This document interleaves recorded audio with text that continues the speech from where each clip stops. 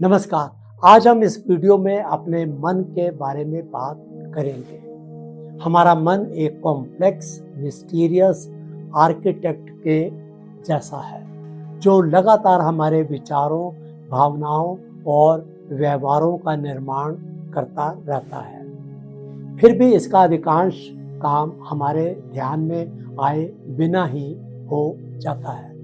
खुद को सही मायने में समझने के लिए हमें मन की कुछ छिपी हुई विशेषताओं को करीब से देखने की जरूरत है, जैसे कि मन का भटकना, अचेतन मन अर्थात अनकॉन्शियस माइंड, नकारात्मक पूर्वाग्रह, नेगेटिविटी बायस और आयनिक प्रोसेस।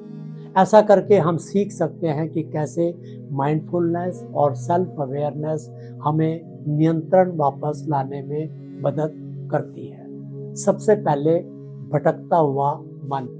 क्या आपने देखा है कि बातचीत के दौरान किताब पढ़ते समय आपके विचार भटक रहे हैं? इसे मन भटकना अर्थात माइंड वंडरिंग कहते हैं। जब ऐसा होता है तब हमारा ध्यान कहीं और चले जाता है। हार्वर्ड यूनिवर्सिटी के शोध में पाया गया कि लोगों का मन लगभग 47% समय तक भटकता रहता है। मीन्स आधे टाइम हमारा मन भटकता रहता है। अध्ययन में साबित कर दिया है कि भटकता हुआ मन दुखी मन होता है। Always mind wandering is always leads to unhappiness. उन्होंने पाया कि जब लोग कहीं और होते हैं, किसी और चीज के बारे में सोच रहे होते हैं, तो वो आम तौर पे कम खुश होते हैं, बेशर्ते वो सुखद चीजों के बारे में क्यों ना सोच रहे हो।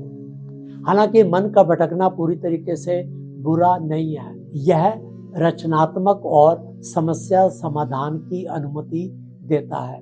फिर भी जब इसे अनियंत्रित छोड़ देते हैं तब यह तनाव और व्याकुलता का कारण बन जाता है। दूसरा है अचेतन मन की शक्ति अर्थात पावर ऑफ अनकॉन्शियस माइंड।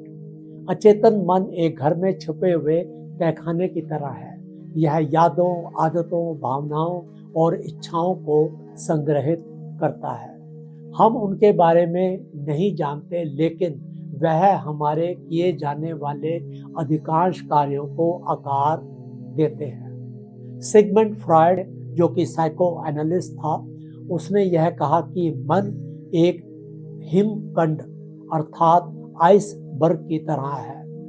वह केवल इसका कुछ ही हिस्सा हमें कॉन्शियस माइंड के रूप में दिखाई देता है, बाकी पूरा अनकॉन्शियस माइंड रहता है।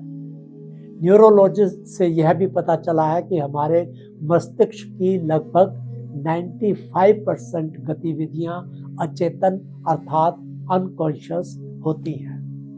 मन का यह छिपा हुआ हिस्सा हमारे विकल्पों को बिना एहसास कराए प्रभावित कर सकता है। दोपहर के भोजन में हम क्या खाते हैं से लेके बातचीत को में हम किस तरह की प्रतिक्रिया करते हैं, ये सब हमारा अनकॉन्शियस माइंड से रिलेटेड रहता है।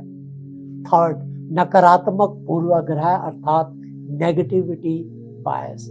आपने ये देखा होगा कि नेगेटिव थॉट्स हमारे मन के अंदर चिपक जाते हैं। एक आलोचना कई तारीफों से कहीं ज्यादा चोट पहुंचा सकती है। यही नकारात्मक पूर्वाग्रह इसको कहते हैं, मीन्स माइंड्स नेगेटिविटी बायस।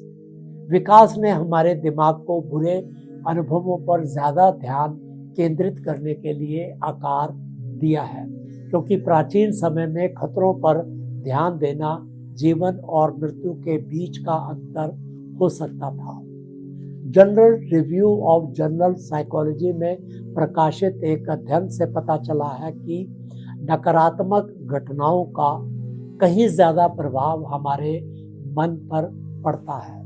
यही कारण है कि तारीफ की तुलना में अपमान को भूलना कहीं ज्यादा कठिन होता है। चौथी बात, विडंबनापूर्ण प्रक्रिया। जब कोई ज्यादा कोशिश करना उल्टी पड़ जाता है, इसको आयनिक प्रोसेस कहते हैं।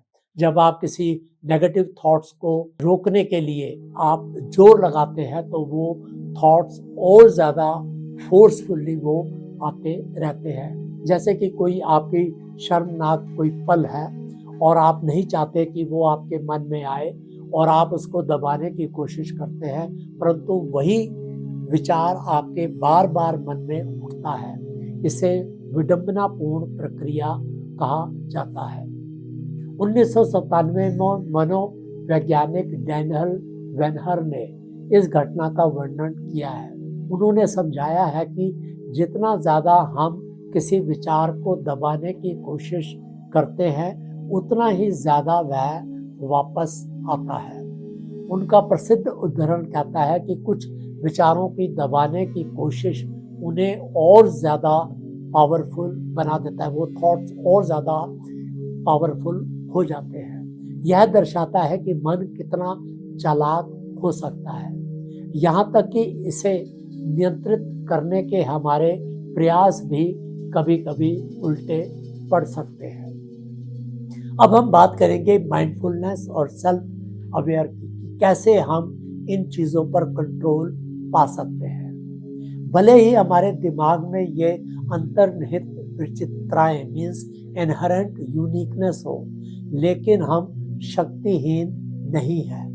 माइंडफुलनेस और सेल्फ अवेयरनेस ऐसे चीज़ें हैं जो हमें अपने आंतरिक वास्तुकार के साथ काम करने में मदद करते हैं। माइंडफुलनेस का मतलब है कि बिना किसी निर्णय के वर्तमान क्षण पर ध्यान देना, नॉन जजमेंटल तरीके से आप प्रेजेंट मोमेंट पे आपको रहना। साइकेट्रिक रिसर्च न्यूरो इमेजिंग में 2011 में एक अध्ययन प्रकाशित हुआ जिसके अनुसार माइंडफुलनेस का अभ्यास करने से वास्तव में मस्तिष्क की संरचना बदल सकती है। स्ट्रक्चरल चेंजेस ब्रेन के अंदर आ जाते हैं माइंडफुलनेस से।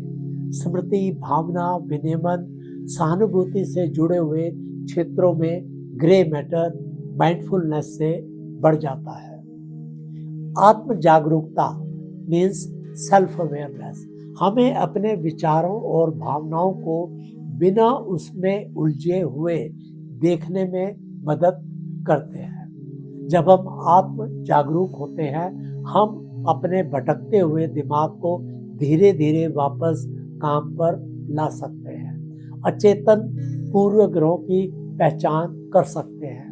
नकारात्मक मन को हम अपने ऊपर हावी होने से बचा सकते हैं। अधिक माइंडफुल और सेल्फ अवेयर बनकर हम अपने विचारों के लहरों पर सवार हो सकते हैं, ना कि उससे अनुभूत हो सकते हैं। अंत में मन की छिपी हुई विशेषताओं को समझना अर्थात मन भटकना, अचेतन मन, नकारात्मक पूर्वग्रह और विडंबनापूर्ण प्रक्रियाएं हमें इस बात की जानकारी देती हैं कि हम जिस तरह से सोचते हैं, कार्य करते हैं, वो क्यों करते हैं। माइंडफुलनेस और सेल्फ अवेयरनेस के साथ हम अपनी आंतरिक दुनिया के साथ बेहतर संबंध बना सकते हैं।